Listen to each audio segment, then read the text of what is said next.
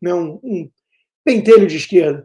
Rodrigo, você pega muito no pé da imprensa. Você se acha tão melhor assim que seus pares? Bom, em primeiro lugar, eu não sou relativista. Então, basta você não ser um vendido ou um idiota, que sim, você é muito melhor do que 99,9% das redações da velha imprensa. Em segundo lugar, não é que eu implique com essa turma. Eu apenas resgato e mostro o duplo padrão escancarado. E vocês é que são livres para julgar. Por exemplo, Bolsonaro chama Flávio Dino de gordo, em nova declaração preconceituosa. Diz a chamada da Folha de São Paulo. E a mesma Folha de São Paulo trata como o mesmo fato em si. Alguém chamou o Dino de gordo. Né? Alguém disse que o comunista está com sobrepeso. Alvo de polêmica após fala de Lula sobre Flávio Dino, obesidade é fator de risco para outras doenças. Ah, não diga. Aquilo que na pandemia também não podia nem lembrar, que obesidade era um dos grandes fatores, além da idade. Né? Então, veja, para a mesma fala, nós temos abordagens diametralmente opostas. Por quê? Porque o que importa é quem disse. Se foi Bolsonaro, prova que ele é preconceituoso. Se foi Lula, chama atenção para uma coisa muito importante para a saúde pública, porque a obesidade é um risco. Lula é do bem, Bolsonaro é do mal. Ponto. E isso serve para todo o resto. Todo o resto.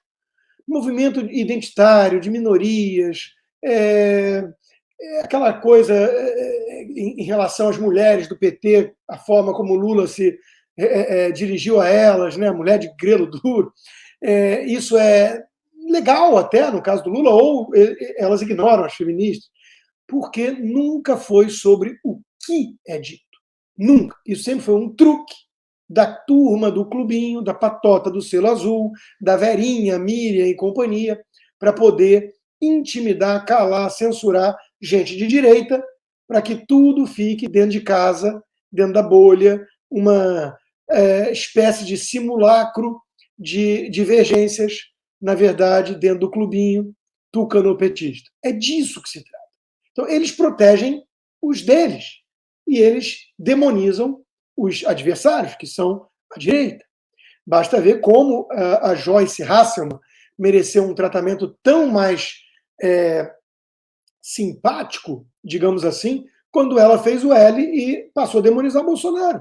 Agora o Globo publica sobre as conquistas de perda de peso dela, sendo que falar de gordo é gordofobia até ontem, ou dependendo de quem diga. Né? Mas enaltecer que a Joyce Hasselman conseguiu emagrecer, isso está tudo bem para o Globo agora, porque a Joyce Hasselman passou a ser uma deles. É só isso que importa para essa patota. Então não é que eu pego no pé, é que eu mostro que eles são patéticos. Por exemplo, e tentando assumir aqui que alguns que são levados a essa postura, né, o fazem com boas intenções, alguns. O Eli Vieira tem um texto publicado na Gazeta do Povo hoje sobre uns estudos que mostram que as pessoas tendem a superestimar a sua capacidade de não cair em fake news e subestimar a dos outros. Então, as pessoas que querem criminalizar a desinformação, aquela história de que vai ter terceira dose para Butantan lá, para Coronavac, né, que não era fake news, como vocês devem ter percebido, hoje já tem a bivalente quinta dose em bebê de 6 meses. Mas tudo bem. Eles acreditam que são os outros que são crentes, que acreditam em qualquer coisa. Eles não. E isso é assim para quase tudo. Pesquisas mostram, por exemplo, que 70% das pessoas acham que dirigem melhor que a média. Não é possível isso. Né? A média é a distribuição ensino, a curva de Gauss. A média é onde fica ali confinado o grande número, por isso é a média. Então, se 70% dirigissem melhor que a média não ia ser a média. Então, é uma impossibilidade estatística. Mas a maioria acha que dirige melhor que o outro. Né? E não pode. Então, as pessoas tendem a ser pouco realistas. E isso está por trás muitas vezes de um desejo sincero de querer controlar o mundo. Você é do bem, você é mais esperto, você está protegido contra essas teorias da conspiração trumpistas, esses tacanhos bolsonaristas. E aí o cara fala isso enaltecendo a Greta Thunberg, como fez a Verinha, por exemplo, num debate comigo na Jovem Pan, e nem percebe o quão patético, crédulo e boboca e ingênuo você tem que ser para acreditar na causa de uma Raudério da vida, uma pirralha de 13 anos na época. Então, é um fenômeno psicológico que vem de longa data, o estudo já sobre isso, né? Superestimar a sua própria capacidade e do seu círculo social, próximo da sua bolha, do seu clubinho, achando que vocês resistem muito melhor a essas informações falsas e danosas e perigosas. Então, nós temos que protegê-los. E essa é exatamente a postura arrogante e autoritária da bolha, da velha imprensa, da Verinha e companhia. Porque eles sabem o que é melhor para nós, porque eles não são facilmente enrolados.